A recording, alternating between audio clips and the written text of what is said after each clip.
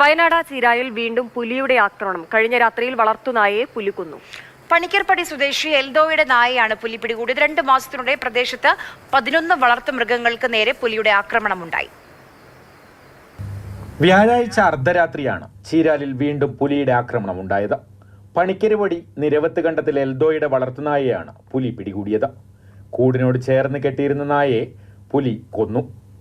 നായയുടെ കരച്ചിൽ കേട്ടെങ്കിലും പുലിയെ പേടിച്ച വീട്ടുകാർ പുറത്തിറങ്ങിയില്ല. രാവിലെയാണ് ജഡം കണ്ടെത്തിയത്. ഇതിപ്പം ഈ പുലി പിടിച്ചിട്ടുള്ളതെന്ന് പറയുന്നത് വെച്ചാൽ നമ്മൾ കഴിഞ്ഞ വർഷം കടുവ ഇറങ്ങിയിട്ട് ജോയി ചേട്ടൻ്റെ വീട് പശുവിനെ പിടിച്ച് നേരെ കൂട്ടിക്കയറണ്ടേ. അവിടെ 50 മീറ്ററേ ഉള്ളൂ.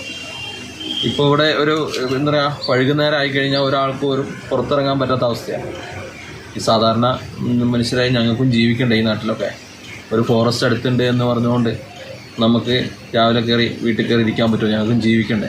കഴിഞ്ഞ 2 മാസമായി ചീരാൽ നമ്പ്യാർകുന്ന് മേഖലകളിൽ പുലിയുടെ സാന്നിധ്യമുണ്ട്. ഇതുവരെ 11 വളർത്തുമൃഗങ്ങളെയാണ് പുലി ആക്രമിച്ചത്. ഇതിൽ 6 എണ്ണം കൊല്ലപ്പെട്ടു. പ്രദേശത്ത് വനംവകുപ്പ് കൂടും നിരീക്ഷണ ക്യാമറകളും സ്ഥാപിച്ചിട്ടുണ്ട്. എന്നാൽ ഇതുവരെ പുലിയെ പിടികൂടാനായിട്ടില്ല. മാതൃഭൂമി ന്യൂസ്, വയനാട്.